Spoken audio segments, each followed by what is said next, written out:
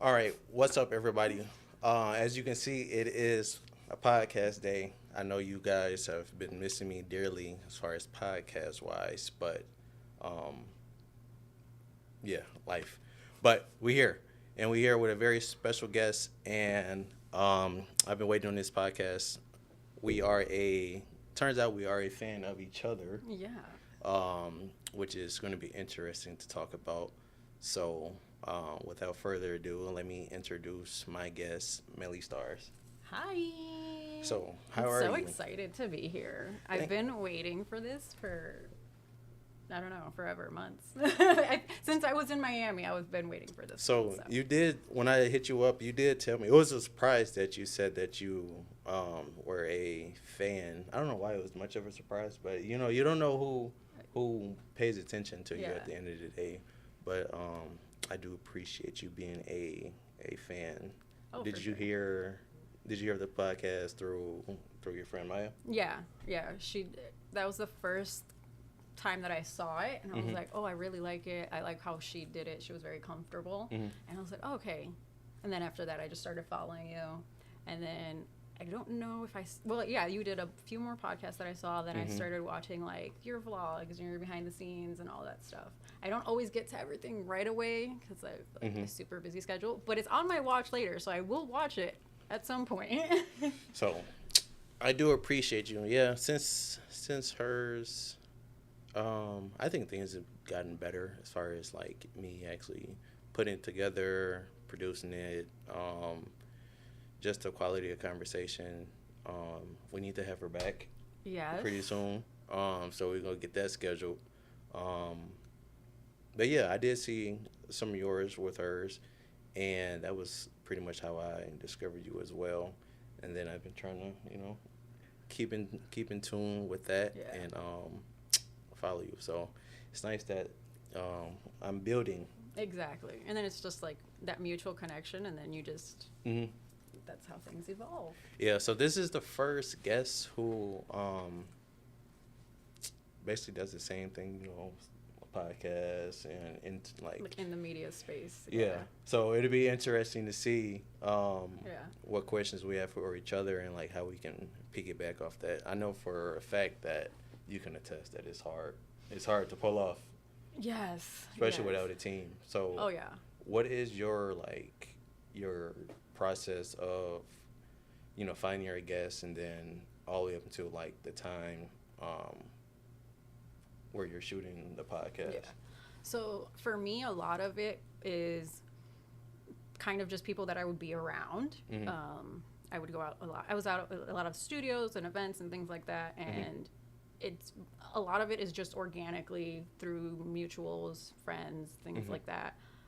And then it's like, hey, I do interviews, whatever. When I first announced Melly's Couch, I did it on like Facebook. Mhm.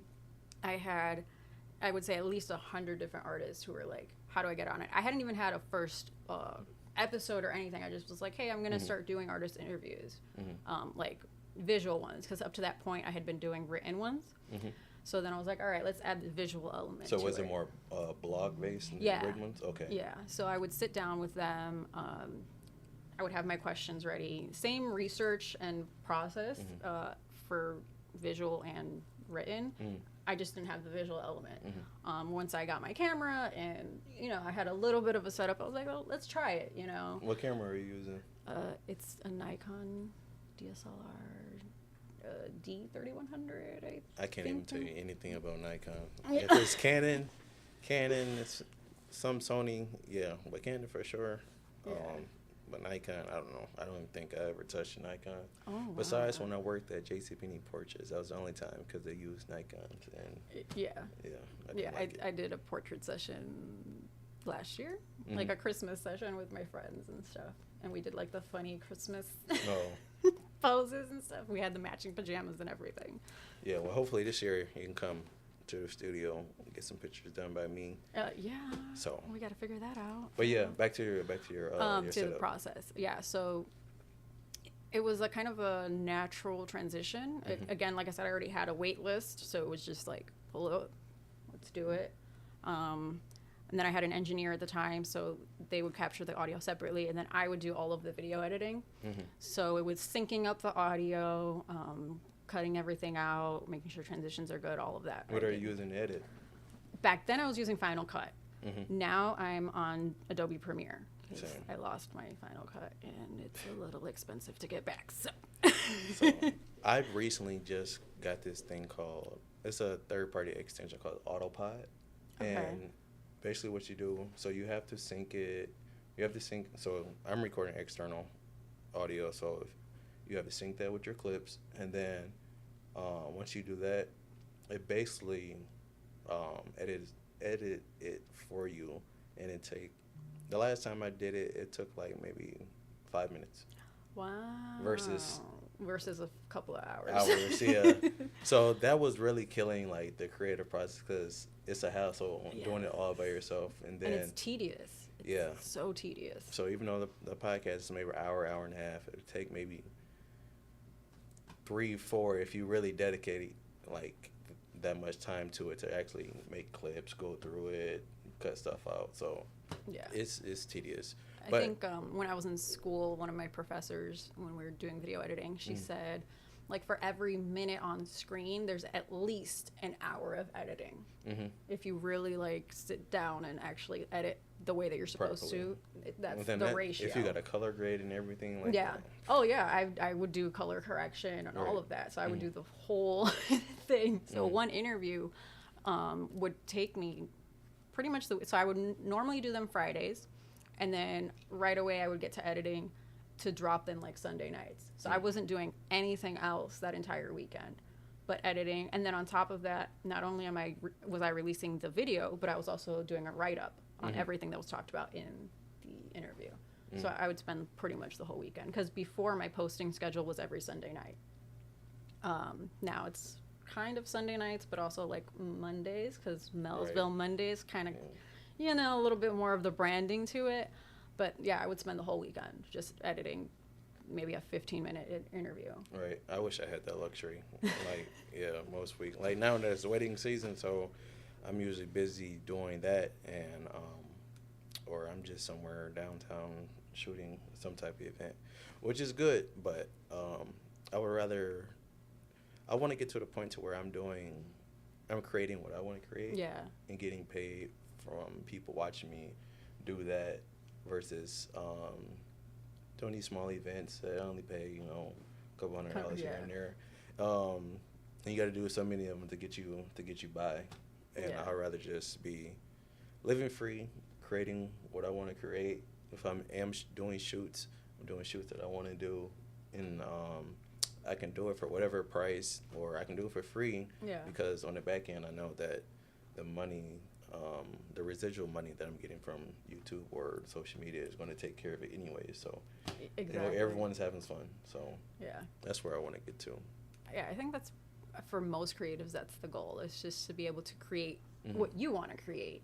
When you want to create it. When you want to create it, with who you want to create it, know. And a lot of times, especially starting out, you kind of have to deal with like people you don't want to, or projects you don't want to, things like that, just because, all right, well, I got to put this on my resume. I got to get the experience. I got to get some money because I need to sustain my life. Right. Even though I don't want to do it, I still need the money. Exactly, so, You can't turn down too many jobs. But it is nice when you get to a point in your career when you can pick and choose what you want to do, and still be all right at the end, and knowing that more jobs are coming. So more jobs, opportunities, things like that. Yeah. I also mentioned this in the car. This might be like the last podcast interview I do for a while. I'm gonna start getting a little bit more selective. As you should. Yeah. You should take your brand seriously.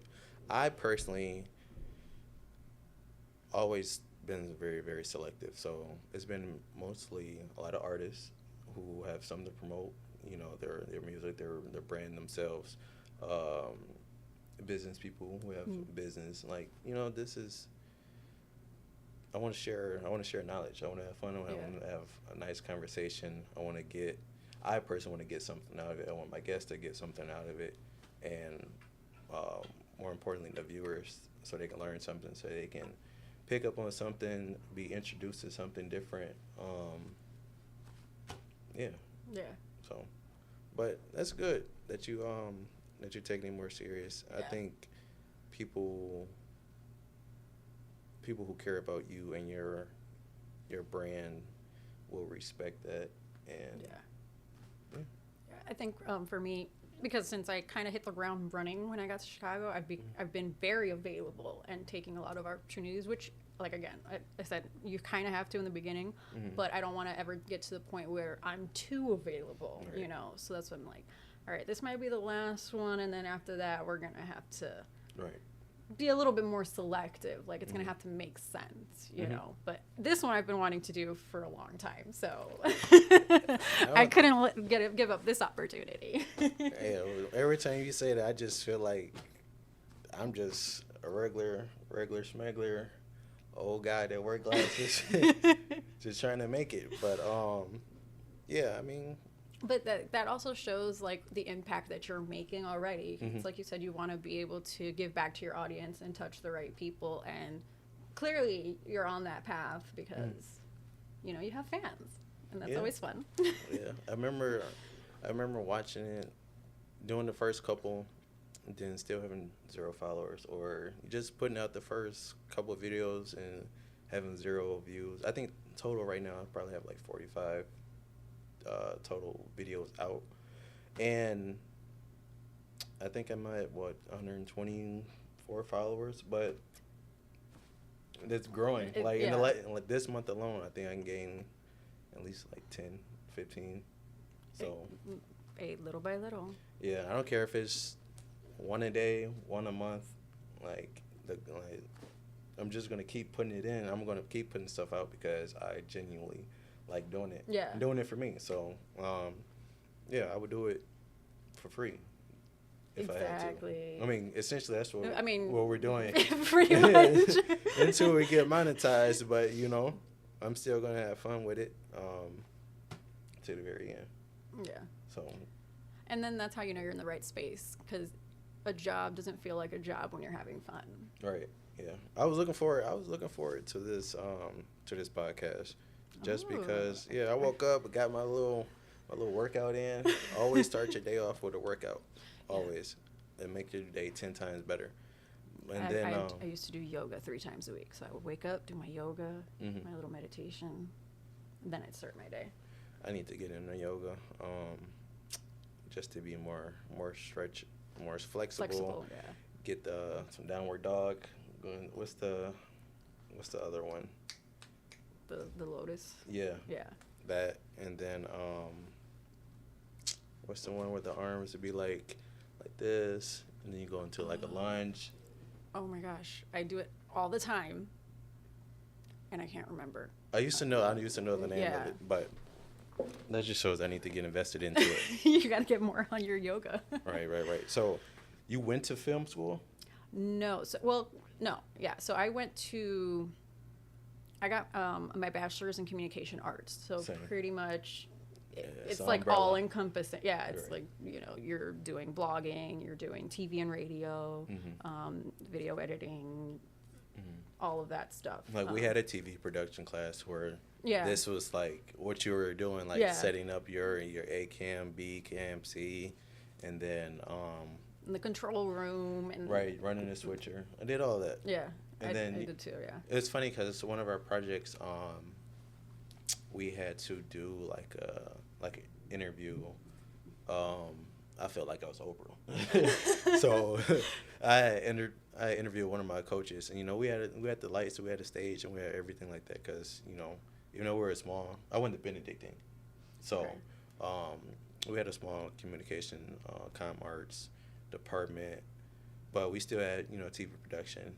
And I am looking back at it, I'm grateful that we had it, because now it just allowed me to hit the ground running as far as doing this. Yeah, it establishes the foundation. I remember when I was doing my bachelor's, they didn't really take the like TV production kind of degree or like that field too seriously, so we didn't have a lot to work with at first. We I think fought with the school just to like get a regular like green sheet. Like that's where we started, just for us to be able to do green screen. Mm-hmm. Then they ended up and they started to take the communications degree a little bit more seriously when they built a new building. Mm-hmm. Well, like the new gym, we got like the second floor. We're like, oh my god, we have a Mac room. We have a whole studio, a control room. Like one whole wall is painted green. Like we have all the cameras. So that kind of happened during my tenure, getting my. What school was this? St. Thomas University. It's in Miami. Oh, okay. So that's how I was going to ask you about your Miami connection. So you still back and forth between here and Miami? I was, but now I'm here. Okay. I'm here. For the only thing really left in Miami is my dog. So, but he's coming soon. All right, so you gotta get him here. You Yeah. gotta go tomorrow and get him here. He's got to get his vaccines first, or they won't let him on the plane. Wow. So he's getting his vaccines in a week or so. So after that, then Dobby's coming. That's his name? That's his name, Dobby. I'm a big Harry Potter nerd, so Okay. Dobby. I've seen a couple Harry Potters, but I can't say that I'm an avid like Harry Potter fan. Sadly. Oh no. I grew up on Harry Potter, so like I was there when the first book released, the second book. That's like this thick. Yeah. So like I was his age when those books were coming out. So I'm like, I guess I'm considered like the Harry Potter generation, you know, all of the adults who grew up with Harry Potter. So I had everything Harry Potter in my room. Everything. Like if they made it and it was Harry Potter related, I had it. I had to have it. You know, I've been thinking about like if I were to get into, you know, people collect like comics, cards, or like Funko Pops. Yeah, or figurines of like, say if you're like an avid like Marvel fan and collecting stuff like that. I was thinking about it like just like a hobby of doing something like that, because I don't know, it's just a joy. Like, you know, people like who collect stuff, just seeing like their whole collection just display it out. I want to have that feeling and see what it's like. So I may do like probably when I get like my own standalone building or whatever, or a dedicated room for my podcast. I may do that on like a wall, just collector items, like you see the calls and stuff in the back. So different stuff like that. Marvel, I don't know, just stuff everywhere. I'm definitely having a Marvel section in my office. I already have, because I've been so for one Christmas, somebody gave me like these Funko Pops. Somebody in my family, they gave me Funko Pops, and I wasn't into Funko Pops until that point. Now I have a lot in storage. So a lot of Marvel, a lot of Harry Potter. So I'm like, all right, in my office, when I get everything situated, like there's going to be a whole section for Harry Potter, a whole section for like Marvel and like miscellaneous stuff. And then obviously my Legos, because I'm into Legos too. So yeah. Did you ever want to be a master Lego? No, no. That was another like recent hobby I picked up. I think it was because again I got into Harry Potter. They started releasing like the little Legos, and then from there I was like, oh, so I did like Thanos's like the with the Infinity Stones and everything, and then I've branched. So it's pretty much like Lego Harry Potter stuff and like Marvel Harry Potter stuff, or Marvel Lego stuff that I have. So that's another like more recent thing that I've kind of gotten into. So I need many display cases. Yeah, I wanna say like the youngest master is like, I think at the time I read they were like 14. Yeah. Yeah. Have you watched Lego Masters, like the show? I've seen a couple of episodes. I think that's where I heard about it. Yeah. That shit is insane because like I have a hard time following the directions and getting it right. Like I can't imagine sitting there drawing it out, knowing all the Lego pieces, and then like building these crazy things and like in time limits too. Right. Yeah. It's insane. And then they glue they glue everything together, so like, you know, it stays together. It stays together. And then obviously glue is glue, so you can't easily take it apart. So it's like, damn, once it's there, like, Yeah. that's it. That's it. It's done. Yeah. Like with the Lego sets, they give you the regular ones. They give you this thing to like if you mess up, you can just boom pop it out. I can't imagine doing it with glue. No, I'd get frustrated. Be like, well, I messed up. Just throw the whole thing away at that point because I can't fix my mess up. That may be fun. I'm gonna have to go. I'm gonna have to go to one of these Lego building places and make something huge. Put it in here just to say I did it, or Yeah. that may even be some good content. Just A speed build. yeah, speed build. I or have just, a couple of those. Okay, Yeah. how was it? I get so into it that I don't realize how long has gone by. Mm-hmm. And then I also will be like watching YouTube videos or listening to like an audiobook or something. So I'm like really in tune while I'm filming the whole thing. And then like later on, I'll look and I'll be like, holy cow, I was sitting there for that long. Like I recently did the Hogwarts Castle, but like the small one, the desktop one. And it took me like 10 hours. So when I went to go edit the speed build, I was like, how do I reduce this? Because this is way too long. My goal is to get the big castle, but that one you need a lot of space for. Like, from what I've seen, that thing is huge. Is it like it'll fill up this space, or It's like I've seen like you need like bigger than a coffee table, like bigger than a desk almost. Like you need the full desk for it. So, damn, and it's expensive. how many pieces? I think it's like over 15,000 pieces. Imagine if you lost the last one. I at that point I would die. I would just die. Couldn't be me. No, but I'm gonna get in that. That's gonna be some good content. Yeah. So And it's relaxing too. yeah. Because you're so like I said, you get so involved in it that you really kind of tune out the world for a second. That's how I feel about painting. That's definitely Yeah. how I feel about painting. That's why I've been back on the wall. This is taking me. This whole project in general is taking me longer than what I wanted to. But Yeah, I watched like you had one of your videos that you kind of were doing yeah, like a time lapse. time lapse. Yeah. Yeah, I enjoy the time lapses. I actually do. But I like doing big projects when I do paint, just because I know it's gonna take me long, and I use painting as like therapy. Like therapy. Yeah. Yeah. So the longer, and then like I can always come back to it. Like it's gonna be there. So every time I come back to it, it's like a new high, like a new love for it. Like, oh my gosh, I miss being able to come in here on my free time and paint. Yeah. And then I'm usually by myself. I got my music blasting. And then, like you said, I just lose track of time. I'd be here to 10, 11, 12 o'clock at night just painting, listening to music. Exactly. So, I think yeah. the only thing that'll stop me or catch my attention is like my stomach grumbling. I'm like, oh, yeah, I gotta eat. That's the thing Right. that I gotta do.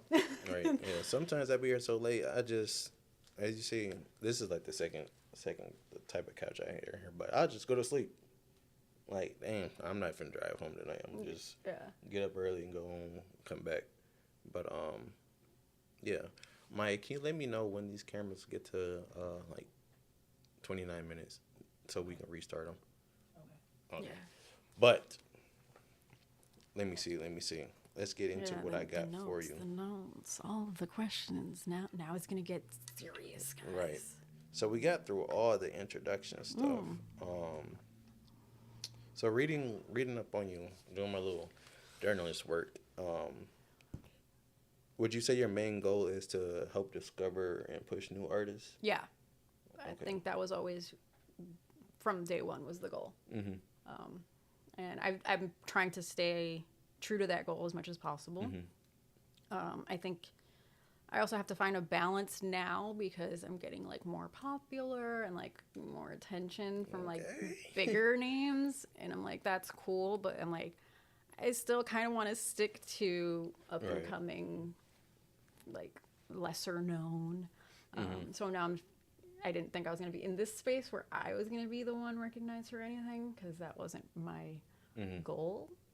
It was always to bring others recognition. So now that I'm going to places and they're like, I know you, you're Melly Starz. I'm like, hi. What up? What's up? Recently, it was really awkward, and I was so embarrassed because I was trying to get somebody's Instagram because like we were having a good connection at an event, whatever. And I was like, oh, did I get your Insta? And he's like, I've been following you for weeks. And I just didn't want to say anything because I don't think you recognized me. And I'm like, oh, we're there now. That's where I'm at now. Where, okay, got it. Never thought I'd be there. So Yeah, a guy came to, so I do MMA and stuff, and this was a regular day of training. I just thought the kid was a new kid in the gym and whatever. And he was like, your name Trey, right? I'm like, yeah. And then he was like, oh, I think I follow you on Instagram and YouTube. Swear. Me? yeah, it's so weird. I'm like, who am like? I don't think I'm anyone special. I'm just I'm Uncle Trey from the town. I'm just Melly. Like, I'm just chilling. Like, Melly Starz, yeah, that's like the brand and everything. But like me as a person, like, See, my whole thing with him was, I thought he was Humble Savage. I was so confused. Then I realized, like, oh, that's your project name. Okay. Then he just, I don't know what the fuck is going on. I ain't gonna lie. Nigga got 30 days and I can't find my posh. Oh, Jesus. I'm gonna have to get me another name when I get on. Right? As soon as I get 1,000 followers, I'm getting my name. I'm changing my name. Yeah, I heard it here first. So let's see. Where were we? Oh, I was gonna tell you my grocery store. Go ahead. Yeah, anecdote. I was in a grocery store one time, and I used to work at a grocery store. And the mail guy or whatever, they came to pick up the mail, and I'm signing for it. And he's like, "Wait a second, you're Melly Starz." And I was like, "Oh fuck, here we go. Oh my god, I'm at work. I'm at work." And he's like, "You're such an inspiration, and oh my god, I can't believe you're here. And what?" And I'm like, "This is not the space that I was not prepared for this at all. Like, at least at an event or something like that, you're kind of prepared for it, but like at a grocery store while you're working, you're not. Like, I'm looking like shit. I'm in my work uniform, like no makeup, no stars, nothing. And it's like, you're such an inspiration to me. And I'm like, okay, hi, here's the mail. Like, thank you, but you holding up the line. Thanks, but like we're both working right now. You're on a time limit, and I got customers. Right.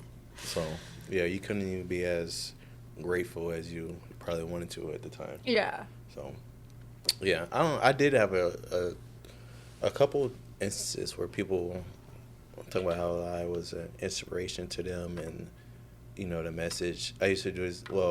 I used to do this thing consistently where it's like 3 quotes of the day, which I need to get back to. And a couple of people, they always end up reaching out to me saying it was exactly what they needed to hear and stuff like that. So, I'm going to get back on my Prophet Trey there you go. activities. See, look, another new name. Right. You got it. Prophet Trey.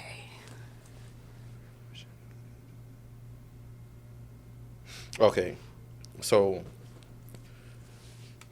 pushing small artists like to get them some type of recognition. What are some of the steps that you do to like try and achieve that?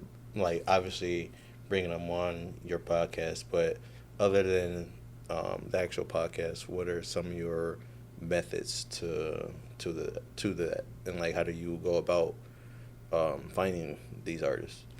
So aside from like Melly's Couch, I also do music reviews. So a lot of what I noticed was with a lot of artists is that they take those quotes like from the music, whether it's an EP, a single, or a music video or something like that. A lot of them will use it either in their EPK or they'll put it on like the press section in their website. So even there was What is EPK? An electronic press kit.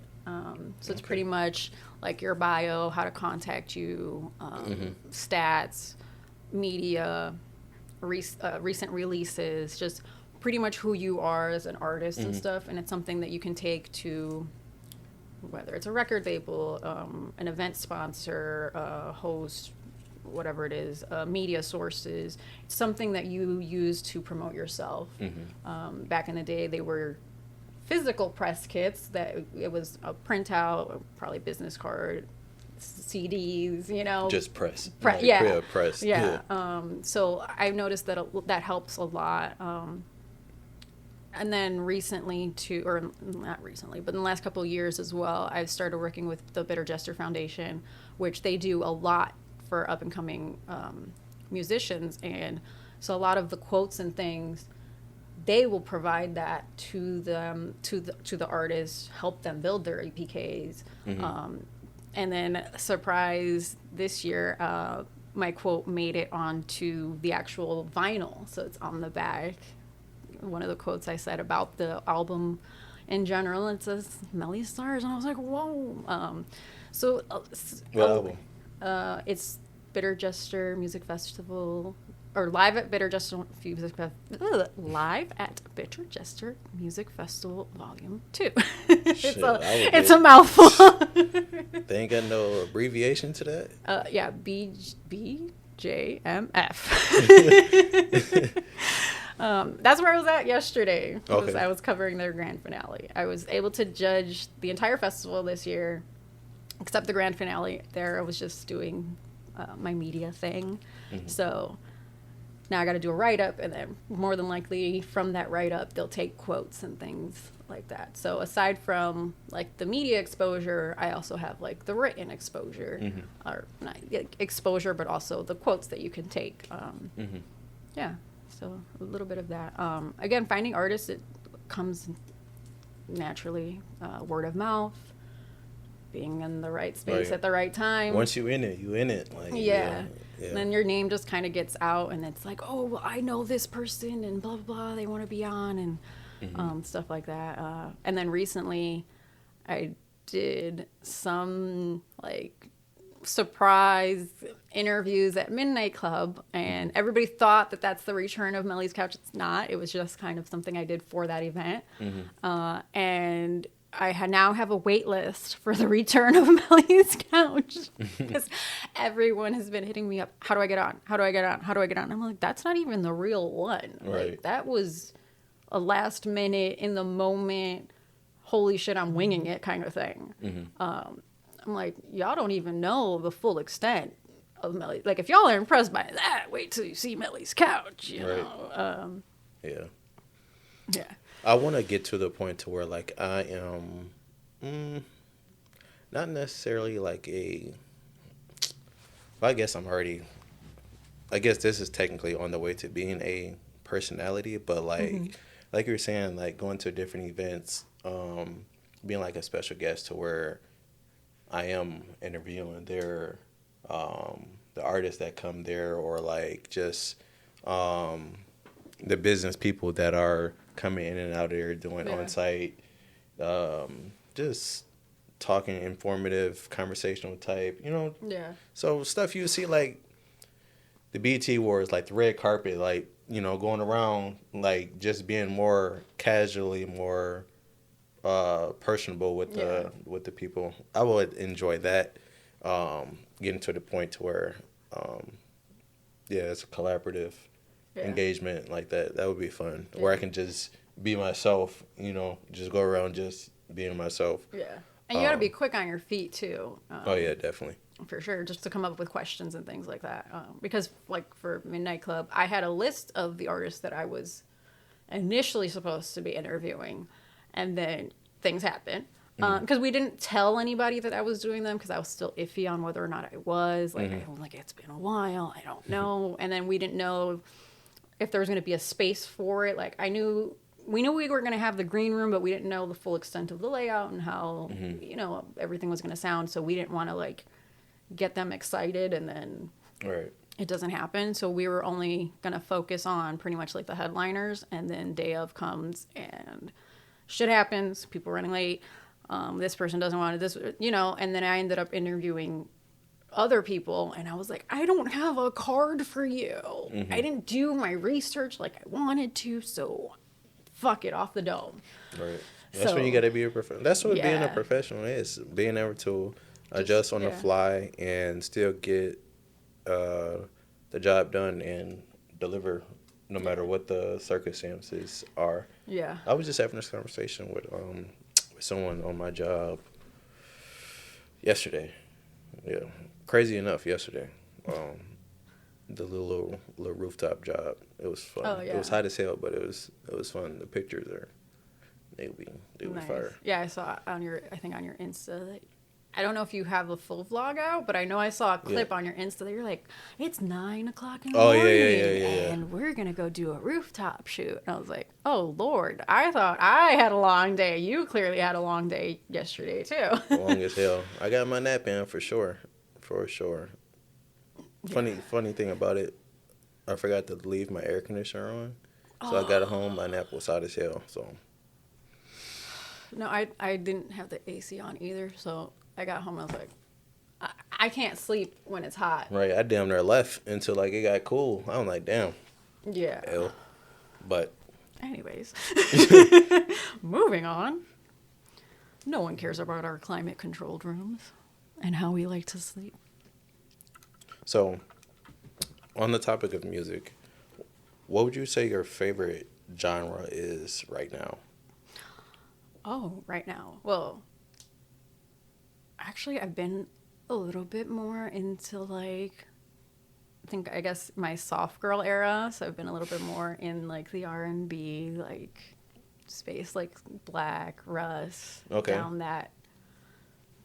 Where it's like hip hop adjacent kind of thing. It's a little slower, a little more somber. Yeah. And then obviously like my Lana Del Rey is always there, and everybody's always like, "You like Lana Del Rey?" Coming from like a heavy hip hop branding, and then they're like, "Lana Del Rey, really?" I'm like, yes. Right? Do I look one dimensional to you? Exactly. Like, I got metal stuff and country stuff. You know, I listen to all of the things. Yeah, that was gonna be my follow-up question. So what's your secret genre that you just surprised? I listened to so and so, and it's not like what people would expect. Yeah, I think probably you know what, actually, aside from Lana Del Rey, Jason Aldean, which is country. I heard him. Yeah. And it's only like 1 or 2 songs, which everybody's like, huh? And I'm like, yeah, but don't tell nobody, like, kind of thing. Yeah. Like, how did this pop up on your playlist? Yeah, no, it's supposed to be there. Yeah. It's there. Right. I put it there. Exactly. But ever since, so recently, I would say maybe in the last 3 years, I've been every time American Idol comes on, like I'm glued to it, and then it'd be a lot of nice like country songs. That's where I got my newfound appreciation for it, and yeah, just the overall like, there's some people with some beautiful voices that sing country, and a lot of heartfelt, like touch the. Yeah. I think like I think one of the 2 songs that I have from Jason Aldean is "Love Me or Don't," and man, the lyrics to that, I'm like, I feel you. Right. I feel you. I feel that in my soul. I listen to a lot of music with the actual lyrics up on Apple Music. It just makes the experience that much better. Yeah, because I like to sing along too. Right. So and I'm like, sometimes I think I know what they're saying, and then I look and I'm like, oh, that does make more sense. I was like, yeah, now it hits more. Right. I be screenshotting. I got a bunch of stuff in the phone ready, like for a fire caption. So. Oh yes. Right. So if you need a fire caption, you damn near need to hit me up. I probably got something for you. I had. Now that you say that, since I love song lyrics, even from, oh my gosh, 11, 12 years old, I had a notebook where I would put all the song quotes that I liked. Oh, you were dedicated. I was really dedicated, really dedicated. And then, yeah, I don't know. Oh, somebody took it. I hate you. You suck. That with my poetry books. Gone. Damn. Yeah, hate that person. Yeah. You know who it is? I know. Of course, I know who it is. Oh, we gotta go. We gotta go get that. Yeah. So if I find my poems anywhere online, I know exactly who leaked them. Oh yeah. Yeah.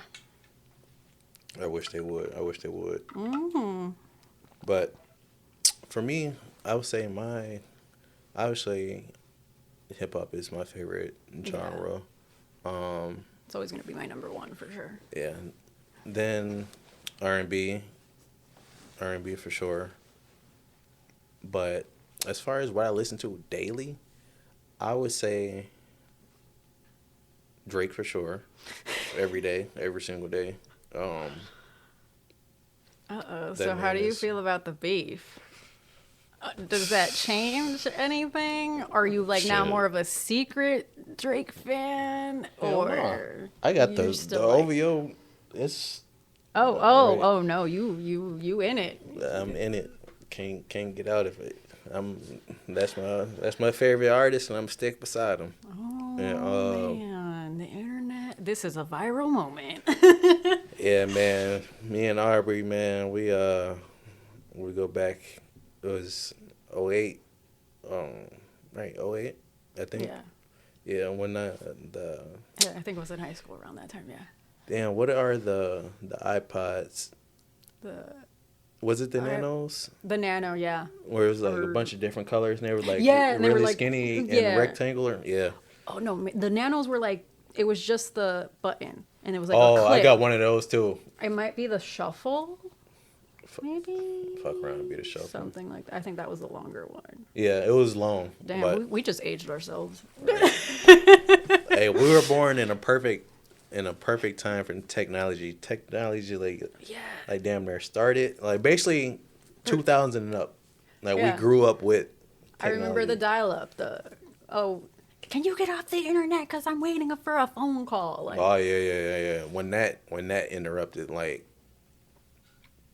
that was a crazy time. Yeah. Especially like we ended up getting a separate phone line just for the internet because there was only one computer, so it was like boom. Yeah, even when like AOL was it? Yes. What was it?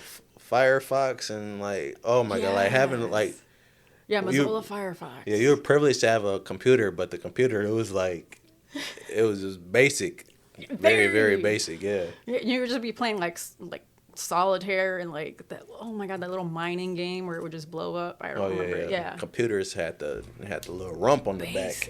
Yes. The computer was like this thick. Yes. Oh my god. We used to have a couple TVs like that too. We had like a big like the TV was probably like maybe like 60, 70 inches, but that thing took up space. But it had like the back to it, yeah. Like it was so thick, like we cut out like a section of the wall and just like pushed it in there. Yeah, we had a movie theater. And that shit was damn near part of the wall at that point. But it's funny to think about how thin things are now. I know, and they just keep like going towards thinner. Like I know the new iPads, that's their thing. They're even thinner than the last one. I'm like, how? I'm here for it though. Like especially when you gotta keep shit in your pocket. Yeah. Yeah, like oh my gosh, when I'm at events and stuff and I gotta carry like so much equipment, I'm like, yeah, definitely like the thin right now. Right. I got two phones, so it's like it's a brick in each pocket, and I just recently got this case like literally like 3 days ago, and imagine if I got two thick outer boxes on both phones. That's no. I just got two lines. I don't got the two phones. Yeah, I'm contemplating it. I don't know. Go ahead. I already got the two numbers. Might as well, right? Right. You might as well go in and do it all the way. But yeah, I use my 15 for like right now. We're using it for the main camera angle. Yeah. And then just because it works, so like it's so simple. It's so simple. It works. Like yes, and it's pretty good quality. Exactly. Gotta give it to Apple.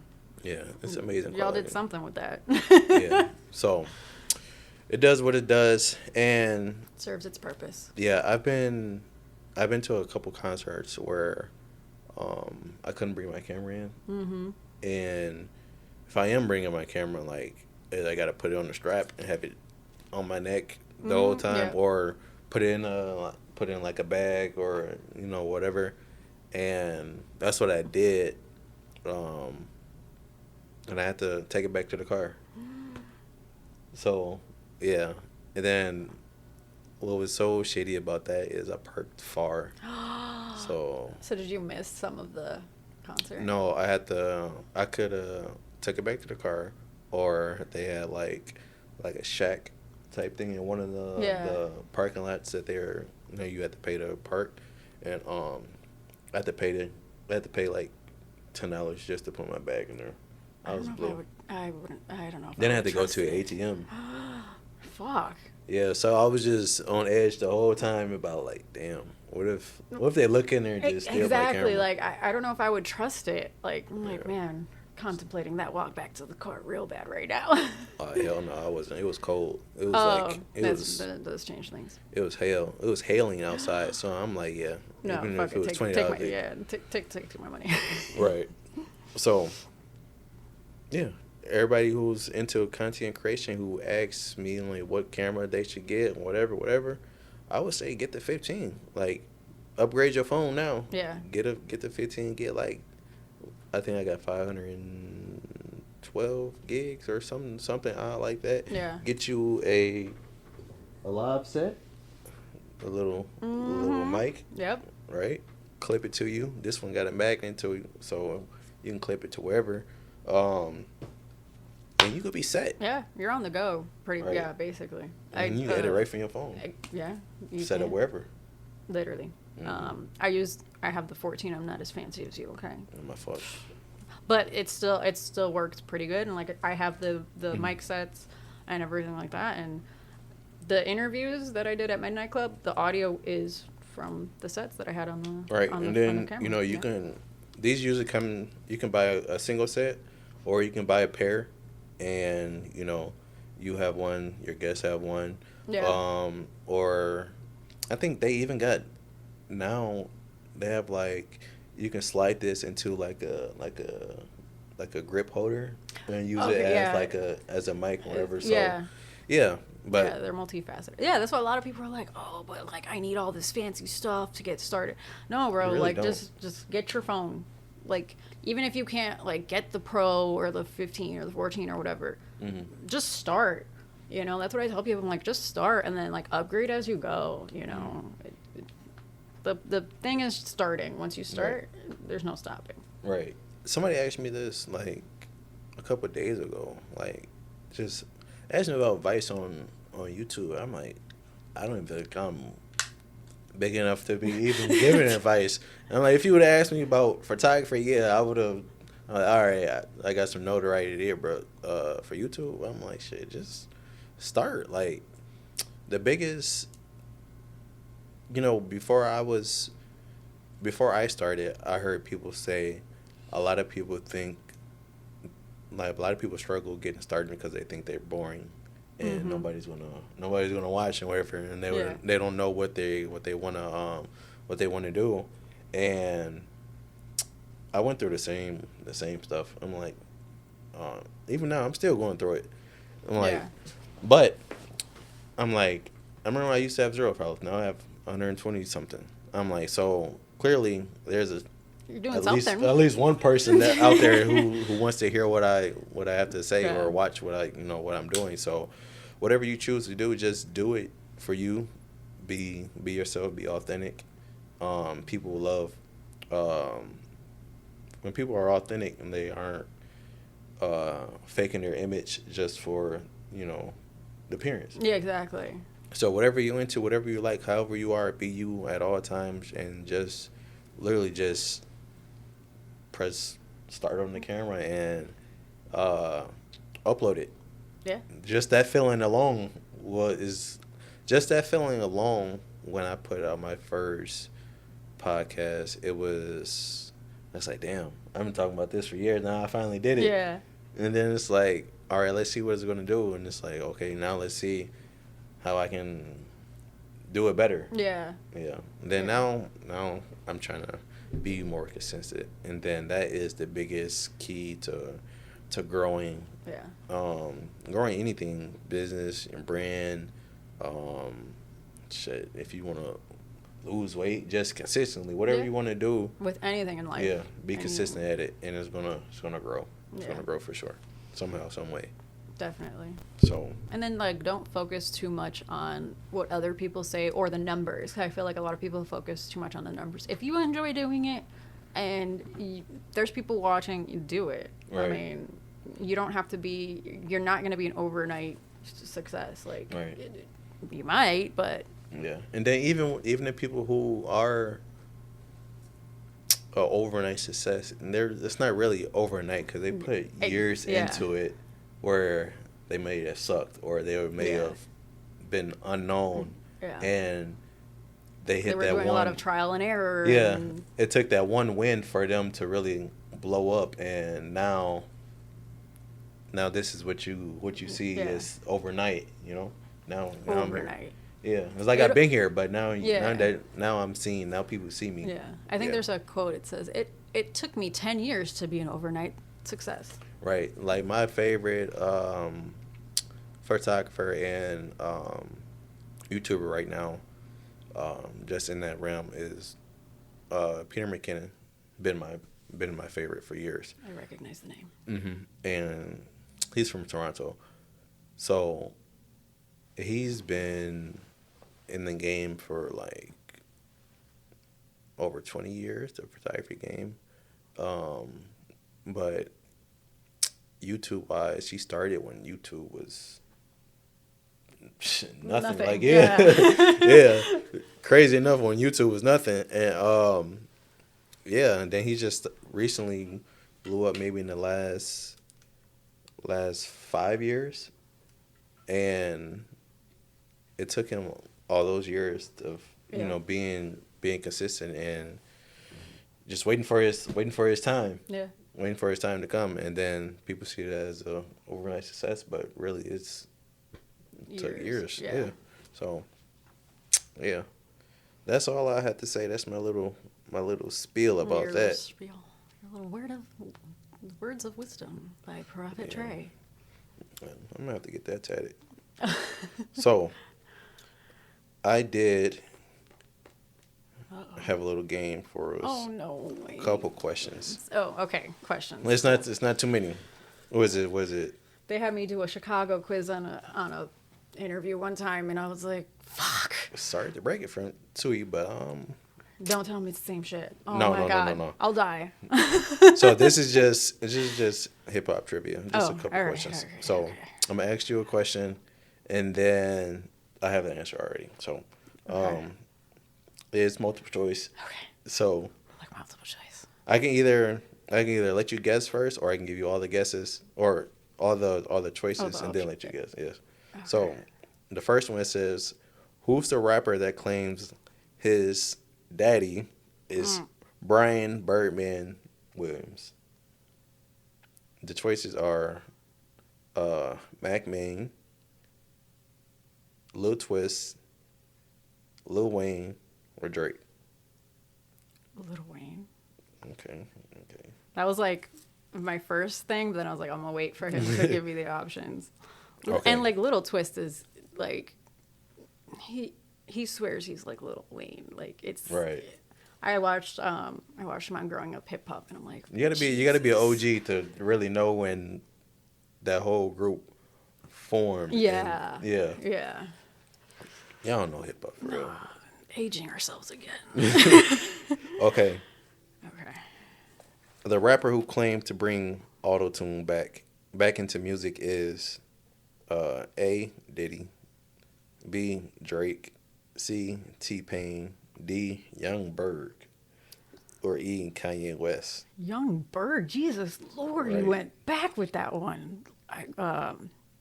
To bring it back, because I remember T-Pain made it very well known, I would say, when he came. All right. So, back to the game. The game. Yeah, the answer was T-Pain. T-Pain definitely brought that back. it was crushing what Usher said to him. I don't even know why he would do that. I think he said he fell like into a depression and stuff too. Oh yeah, it hit him hard. It really hit him. Like when T-Pain was like at the top of hip hop for a little bit, and then when he went ghost, that's why. Yeah. So Usher can fuck you. Right. So on that one because that was just rude. But Kanye definitely used it and exposed it to a lot of people. Yeah. Everybody uses it now. At some to way. some degree, yeah. But in the term of like, damn, this is auto-tuned to hell. Like, yeah. Those were the two people that made it work. And the next question is, this is probably gonna be kind of hard. Oh no. The Bugatti Boys are made up of these two rappers, Diddy and Rick Ross, the Diddler, Juelz Santana and Lil Wayne, T.I. and B.O.B., Wiz Khalifa and Currency, Rick Ross and Pusha T, or Gucci Mane and Waka Flocka. Okay, yeah, you weren't lying when you said this is hard. Because they're all okay. Wow. Right. When I seen this question, never thought about that. Kind of going towards Rick Ross and who was it? Option A was the Diddler and Rick Ross, and then another option was Rick Ross and Pusha T. The Diddler is hilarious. Yeah, Rick Ross and Pusha T maybe. The answer is A, Rick Ross and Diddy. What the fuck? Right. Well, at least I got half of it. You know, Yeah. I knew Rick Ross was involved somehow. I'm gonna have to insert like a clip of them or something where it originated from. But it's something you don't think about. Like, you ever get a test and you see a question on there and it's like, damn, like this sounds. I vaguely remember reading this, but yeah. Yeah, it's one of those. It's like I vaguely remember. Clearly, I remembered half of it. Mm. But yeah, you weren't lying when you said that was a tough one. Yeah, and let's see. The next one is the Ferrari Boys. Are made up of these two rappers, Diddy and Rick Ross. No. Juelz Santana, Lil Wayne, T.I., B.O.B., Wiz Khalifa, Currency, Rick Ross, and Pusha T, Gucci Mane, and Waka Flocka. That was option what? D? E? Which one? The last one you said. F, Gucci Mane, and Waka Flocka. Okay. So I don't think it's Diddy and Rick Ross because we just did. Mm-hmm. But then again, they're fucking weird. Right. Run it back. Not the first one, obviously, but the other ones.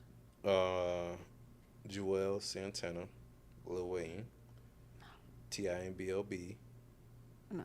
Wiz Khalifa and Currency. Yeah, that one. Wiz Khalifa and Currency, I think. Is Gucci Mane and Waka Flocka. Oh, fuck. Yeah.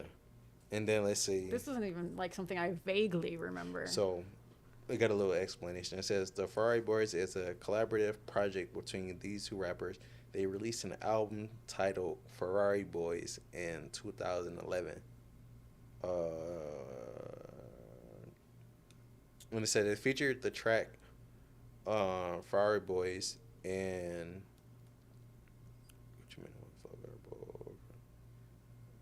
yeah, that's basically all you need to know. But yeah, This is not even vaguely that's when ringing a bell. That's when 2011. Gucci Mane was Fat Gucci. And that's when he was on that So Icy Boys, all that. Oh yeah, all that type of stuff. Okay. Okay. I don't feel too bad on getting that one wrong though. feel like that was such a one-off situation. Right. So, this next question, it is a duo, but it isn't what you think. It isn't like the last two. It says, Okay. which rap superstars collaborated on the 2011 album Watch the Throne? And don't be peeking. Okay, I'm blind anyways, so. I'll say Jay-Z and Rick Ross, Gucci Mane and Waka Flocka, Lil Wayne and Birdman, DMX and Swiss Beats, Jay-Z and Kanye West, or The Diddler and Rick Ross. The Diddler just like makes me forget everything. I wonder if people actually know like why people like that there's a Riddler. Yeah. Yeah. So the origin of where that came from, which is very unrelated. But they're both weird people. Yeah. I caught the reference. Right. I don't know if everybody else, but I'm a nerd, so that might just be a nerdy thing we did there. We just in the comics. Jay-Z and Kanye. Yep. And then Just every time you say Diddler, like my brain just because I imagine the Riddler. Right. And then it's just. I'm gonna have to go back and watch where he was in it. Okay. This is the last one. Before adding the Miller to his Mac, that was terribly worded. Yeah. But the 19-year-old Pittsburgh rapper went by A, Mac and Cheese, B, Mac 10, C, Pittsburgh Mac, D, Easy Mac 10, E, Mac Low, that sounds like a Joliet rapper, F, Easy Mac. I think it was Mac 10. Are you sure? No, because I don't remember Mac Miller before he was Mac Miller. So, but it's like I vaguely remember someone going by Mac 10. Was it him? I don't know. Are you thinking Mac 10 or are you thinking Mac Main? No, not Mac. Okay. Well, the answer is Easy Mac. What the fuck? Okay, wow. All right. Was it? Yeah, wow. Okay. I'm trying to think of. I did remember seeing someone ask him about that, and I'm thinking it was. Who was the journalist? Nardwar. Nardwar. Oh, yeah. Nardwar. Yeah, it's crazy the stuff that I love Nardwar. The questions that he find out about people. The shit he found. What? Yeah. What's the craziest thing you ever like seen him ask somebody? Oh man, I don't remember exactly who it was, but I think they were on a beach or something, and he asked about like their third grade teacher that got them in trouble for like smoking a cigarette in behind the school, and I'm like, that is so. How? Right. What? That's damn near invasive at that point. Literally, and I'm like, I feel like nowadays it's probably a little easier because social media, internet. But when he's like interviewing like older rappers and stuff like that, Right. From before the internet, I'm like, how? Like that's not like easily accessible. Like you really gotta, yeah. So that's like, probably who did you ask? Like, where did you go? And like, why would they tell you that? Yeah, like why would they tell you that random fun fact? Like, right. Yeah, I think the most like iconic video is when he was talking to Uzi. Uzi just looked at him and he's like, "All right, then, like you know too much." And then he walked out. Yes, the Uzi one is hilarious. Yeah, so that's crazy. I think I want to do that to different artists to figure out what the craziest thing they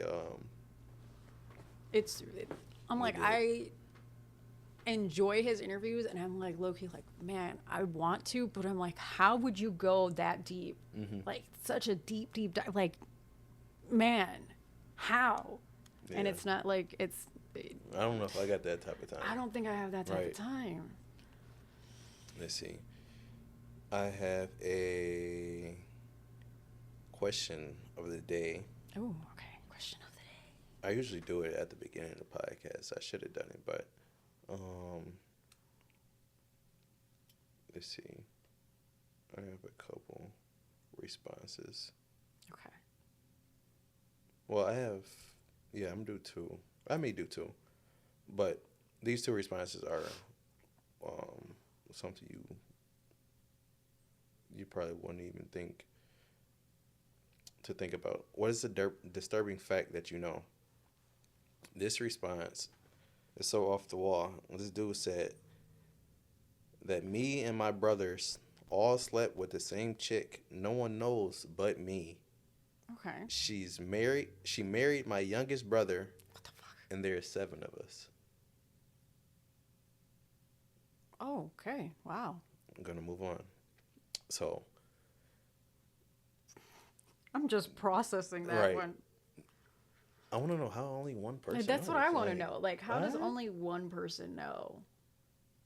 And it's like every time you make eye contact with this person, you just How has nobody picked up on, like, like there's always like that slight body language, Right. or like, how's nobody else picked up on that? You out know of the when you know, 7? like, when you go, or you remember that you ever seen that Drewski video when it's like where they were at like a birthday dinner and the dude came in and gave his girl a hug and it was like yeah, yes, that's exactly. like you never had one of those moments, right? Man. And then my thing is, how do you let your brother marry her without disclosing that information? Right, like AG, that ain't. Hey, just you by the wouldn't do way, that. Right. just so you have all the info, like. I'm glad you picked up on that. But the next one, it says that the human, and I heard this before a minute ago, so I guess this has some type of truth to it. Okay. It says that the human eye has its own immune system that the body doesn't know about, and when the body finds out the eye has its own immune system, you can go blind.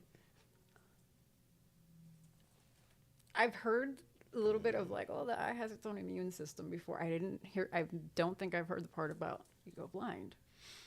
I mean, Is that why we all have vision problems and like we have to wear is that why I have to wear glasses? Because my body's smart and picked up the fact that my eye. that was wild. That's Yeah. now I'm going down a rabbit hole because all right, cool. How do you get to blindness though? Like, and like, what about just you don't have vision and like your vision sucks and like, what does all of that mean? Okay, wow.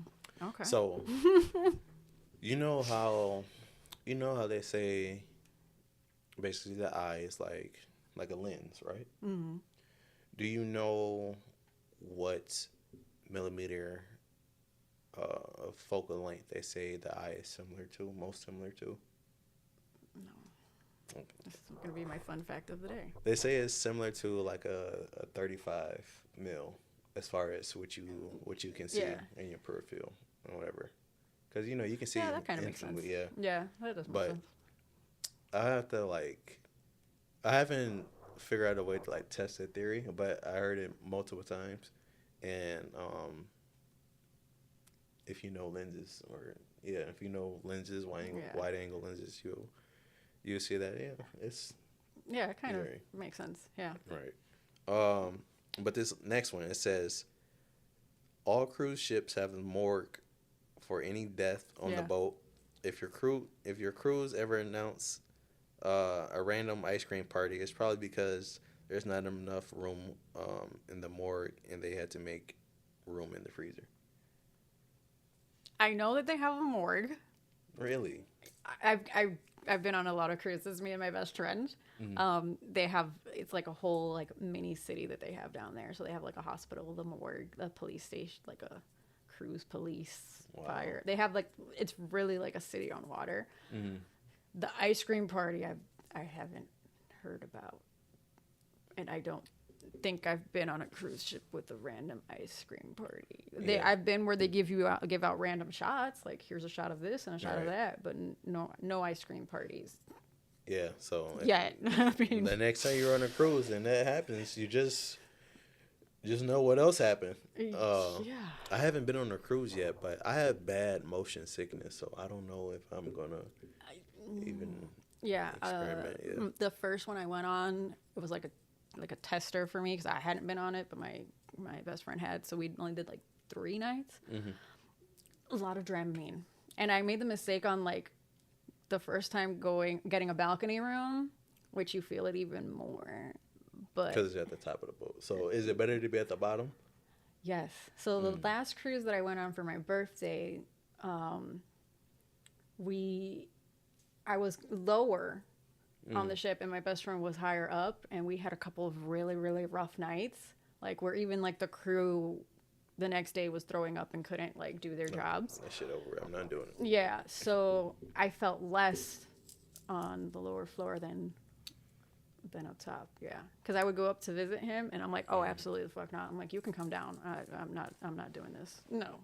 So the lower, you feel a little less. So what about on like the main like deck where everything is, like where you can go outside and everything like that? So was it like just as rocky every day, or? I think it's like, I think you kind of feel it the least because you're right in the middle. So I think as long as you don't go like too far this way or too far that way, like if you stay like in the central area, you can kind of get away with it. And that was my experience. But that was the first time I ever like threw up or had motion sickness that bad. But everybody did, and like including like I said, the staff. So I'm like, I don't feel too bad if this is my first experience on it.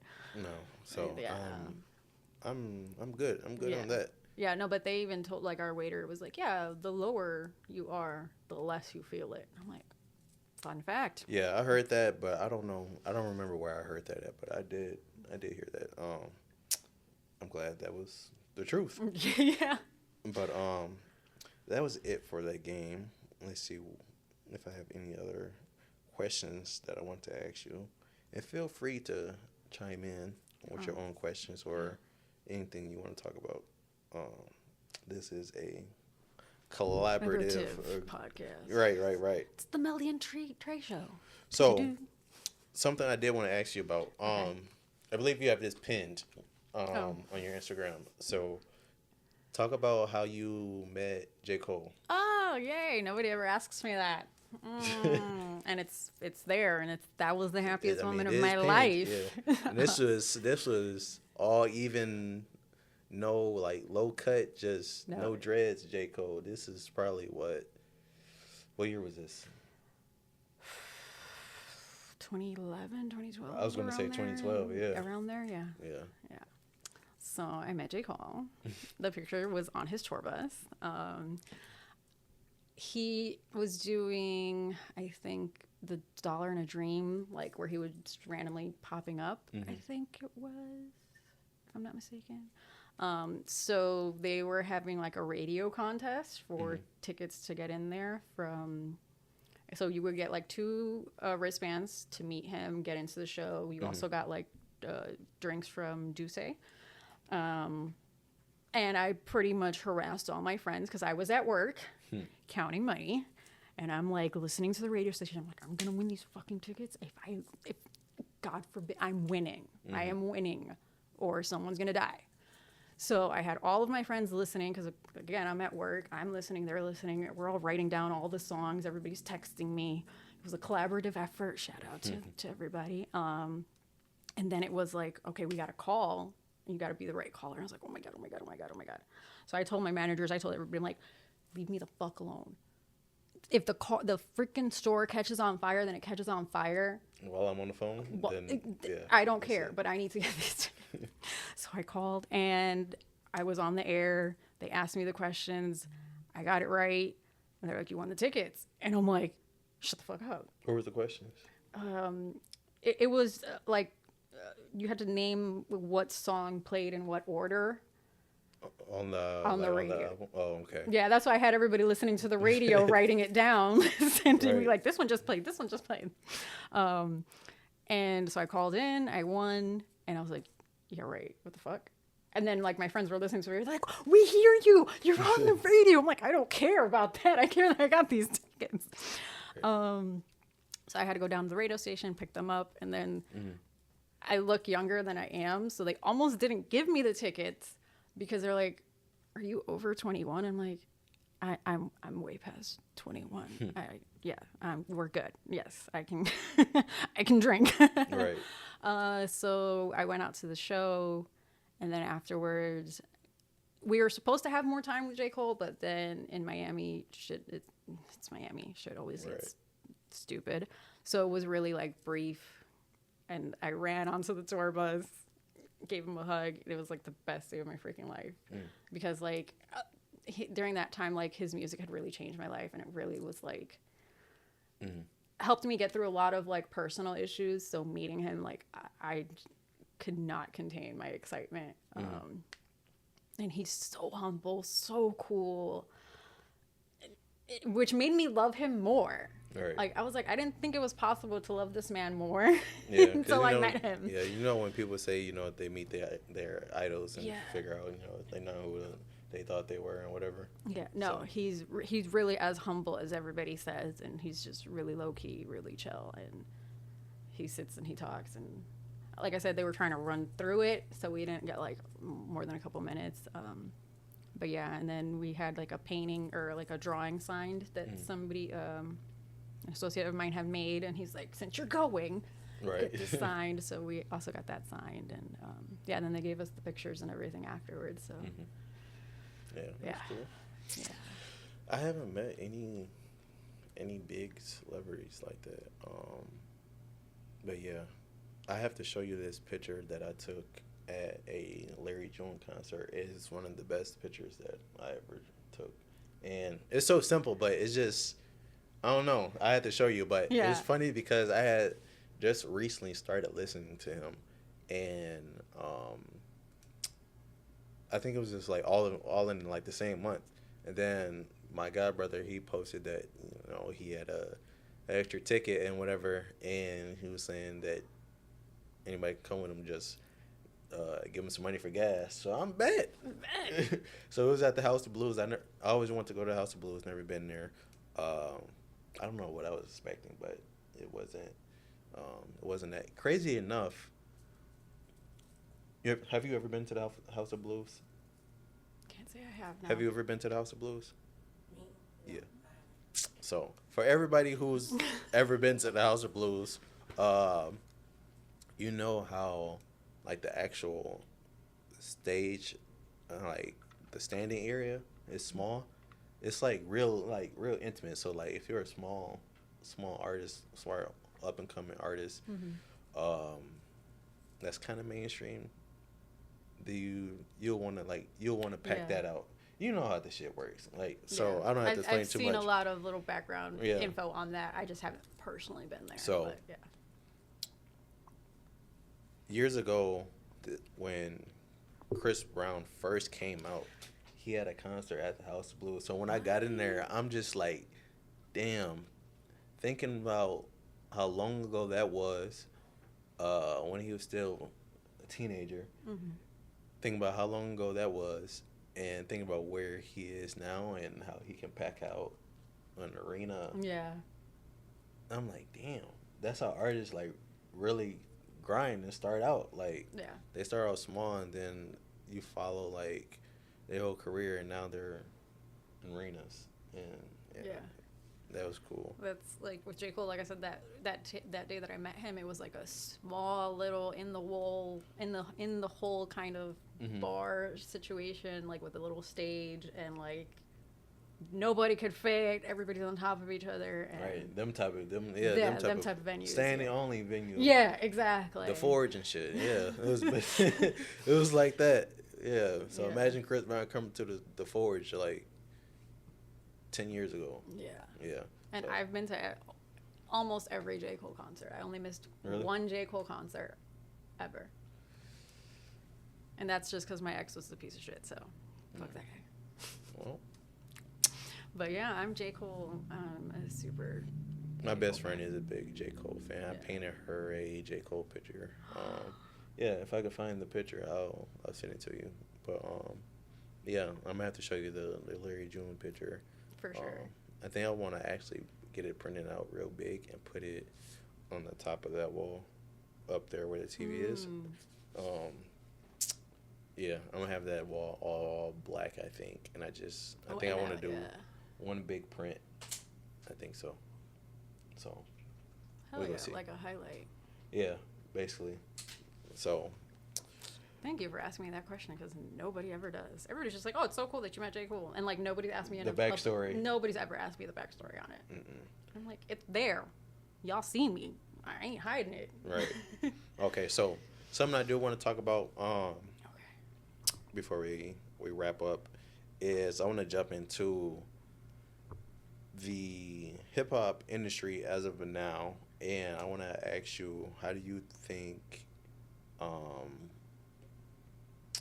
Well, what do you think about the women who are at the top of the hip hop industry right now? Do you think like the women are like here, and then all the males are fighting for who's got the number one spot and whatever? Because I think the women like are putting on for the industry right now. Yeah, I think women are definitely putting on for the industry, but I also think that it's been a male dominated industry for a long time, and I don't think that's gonna change overnight. So I think females are making progress for sure. The men are. I think they got comfortable, like in this, like, oh, we just kind of run it. So now I think women are coming and kind of giving them a run for their money. And it's with the same. It's with the same energy. It's with the same radio. Because if you make it on radio, that's where you make it in the radio, and then you make it in the clubs. And then that's really how you get your spot. At least that's how it was back in the day. That was how you get your come up. You get on. Okay, so you were talking about Sweetie. Oh yeah, so like even Sweetie, if you kind of look back like from the beginning, her music. Ooh, I remember there was this clip of her kind of, I think she was spitting for J. Cole, and he gave her the keep it up kind of thing. And everybody was just like ranking on her in the comments. But now look at her, like she's really like that influencer rapper girl, Does she make the best music? Should she be a rapper? Questionable. But again, it's because social media and Spotify and distro and all of these different sources or resources are available, it makes it a little bit easier to get into the industry as a female. But like I said, not everybody should be in the industry, right? Because I think it kind of can saturate it to a degree. Because then you got a lot of female rappers who are just doing the same thing, sound exactly the same, and then you're like, well, who's who? Right. So it's hard to keep up with. It's hard to keep up with. I remember even there was a time with the males in the industry where everybody was little somebody, little. Who the fuck is who? Like, and then they all had similar styles. So I think female and male, it kind of is an issue, but I think with social media is more accessible, and I think you can see it more with the females, and I think there's such a spotlight on them because they haven't been such a driving force in hip hop before, that now it's even more nitpicky than we might have been with male rappers, because it's, like I said, it's a male dominated industry, and now you're like, well, these females are coming in, do they deserve to be here? Well, they don't go as hard as this guy, or is that, so it's, I feel like there's pros and cons, and there's just so many nuances to this topic. Yeah, and I think obviously, I think the men in the industry care about the actual lyrics. Yes. Like whose pen game can keep up with the top 5 of the male industry, who compares to who. But I think that where the women have come a long way and where they stack up is the overall artistry, that they are. Like I feel like the marketing, the branding of it, like that's where they kind of thrive. Yeah, and social media and video production and just Like the visual aesthetics of exactly. it. Yeah. Because everybody in the top, let's say the top 5 in the music industry as far as women, they're all visually appealing, so that's a driving factor. I would say, obviously, being a male, that's what people Exactly. what people care about the most, right? But they are using it to their advantage. Absolutely. Yeah, so they are using it to their advantage. I don't know. People just got better. I don't know what it is, but And plastic surgeries are also a thing. oh yeah, the BBLs, the skinny BBLs. Hey, the skinny BBLs, when they done right, they be hitting. The trips to Miami. Exactly. Yeah. Because trust me, Miami is like, you see these rapper girls and I'm like, oh, but that's normal in Miami. Like, y'all don't really have anything special going on for you. Like, we see this all the time. And sometimes, like, it's natural. Like, some of it is women who just naturally have those bodies out there. And some of them, Joe Schmo, who's working at the grocery store, probably got some work done. Right. Because I've worked with $3,000 BBL. Yeah, and you're making like minimum wage, scanning some groceries, you know. So, yeah. So it's like, yeah, they've gotten better, but is it real or is it a little Miami trip? Hey, nowadays people don't care. Yeah, I don't think it's really a deterrent for anyone. I think for me, it kind of is a little jarring because for me, music, hip hop in general, it's always been an emotional connection that I'm looking for. I want to connect to the lyrics. I want to connect to the person.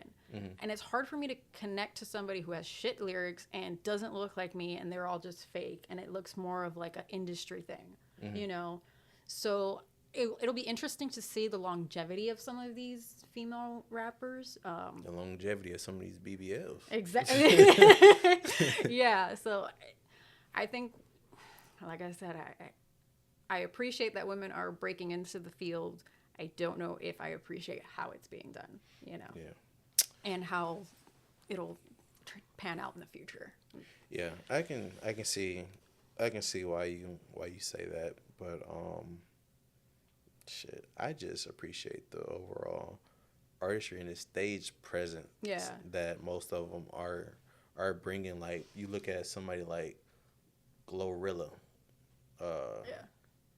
just the fun, just laid back personality. Yeah. Like, she's somebody you'll want to be around, and the songs be hype. It's like like, I think she just released a music video, and then Rihanna was dancing you know to what I'm it. saying? Yeah. So, and it's just because that's something you can play. You can play with your man. You can play that song. Y'all can both be turned to it. Yeah. And you see people like her, Sexy Red, like how they're around all these different people, and they're just their natural selves. And they're fun, like, and that's one of the top selling things about, like, they're about bringing them. the fun back into the genre. Yeah. So. I mean, which I guess is good because, especially me, I growing up, it was a lot of rap beefs and with the males and who's, you know, kind of during that stuff. So I guess the females do bring that fun element to the scene. Yeah, I could see that. See that. Me personally, that's why I listen to Glorilla. That's I be in that bitch tea. I do too. Not gonna lie. No, I listen to them and I enjoy the music. Now, and like I said, I feel like there's a song for every mode, every moment. But again, is it, like I said, my biggest concern is the longevity of it. Like, I want women to stay in hip hop and to really, like, make a name for ourselves. So while this is cool right now, where's it gonna go? Like, I'm gonna enjoy it. I'm not gonna say I'm not gonna enjoy it. Like, I was listening to Glorilla last night and jamming out to that video, but long term, what is the impact that we're making? Yeah, I think she'll be around for a while. I hope so, because she's fun. Right. Yeah, people like being around fun people. Like, get somebody to be excited about. So, I think that's where we're gonna end things.